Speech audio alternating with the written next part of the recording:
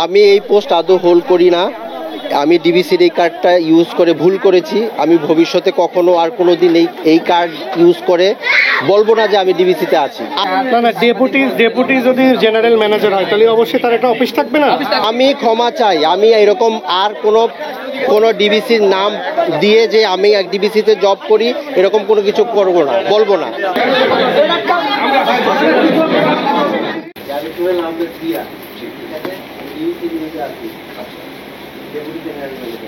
আচ্ছা আচ্ছা, আমি একটু কথা বলি, ইন্টারাপ্ট করি আর কি।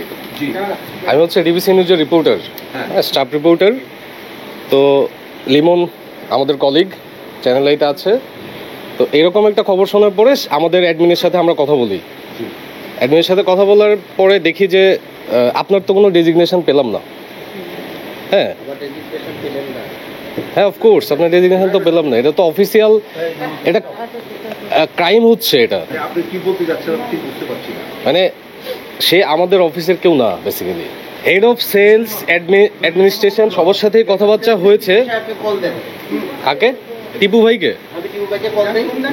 শিওর শিওর, দেন না।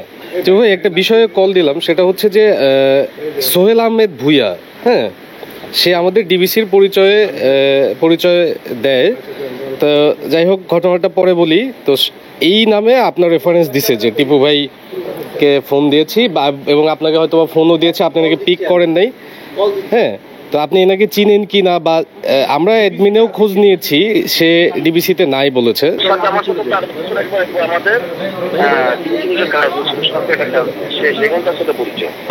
আচ্ছা আচ্ছা আচ্ছা, আমি যে ফোন দিচ্ছি আপনাকে, আপনি যে কল রিসিভ করছেন না।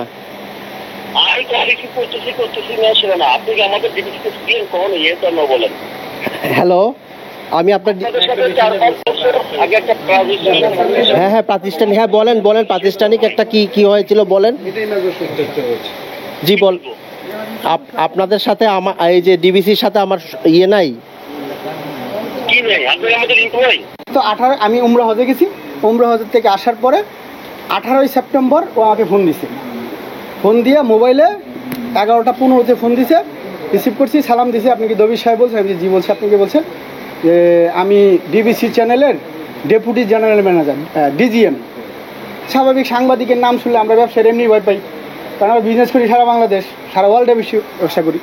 তা আমি একটু ভয় পেয়ে গেছি। ভয় পেয়ে যাওয়ার পরে উনি আমাকে বলতেছে, বিথিকে চিনেন? আমি চিনি, উনি আমার স্ত্রী, এক সন্তানের মা। তখন বলতেছে যে আপনি কী চান? আমি কী চাবো, কী চাইতে বলতেছে?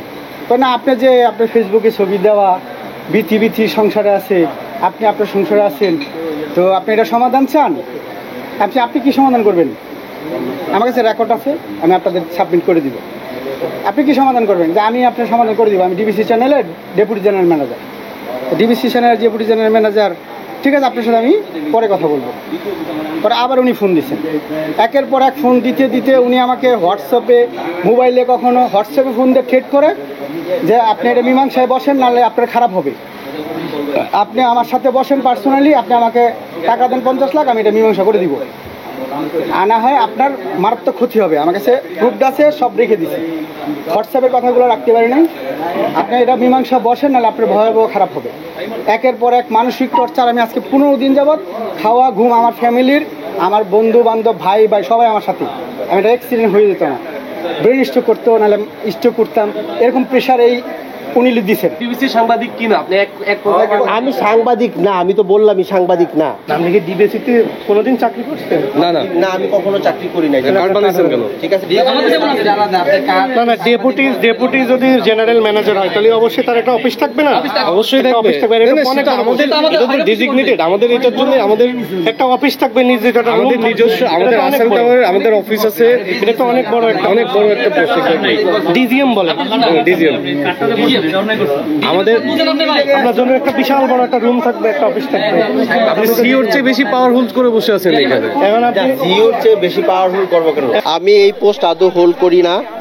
আমি ডিবিসির এই কার্ডটা ইউজ করে ভুল করেছি। আমি ভবিষ্যতে কখনো আর কোনো দিন এই কার্ড ইউজ করে বলবো না যে আমি ডিবিসিতে আছি। আমি ক্ষমা চাই, আমি এরকম আর কোনো ডিবিসির নাম দিয়ে যে আমি এক ডিবিসিতে জব করি এরকম কোনো কিছু করবো না, বলবো না।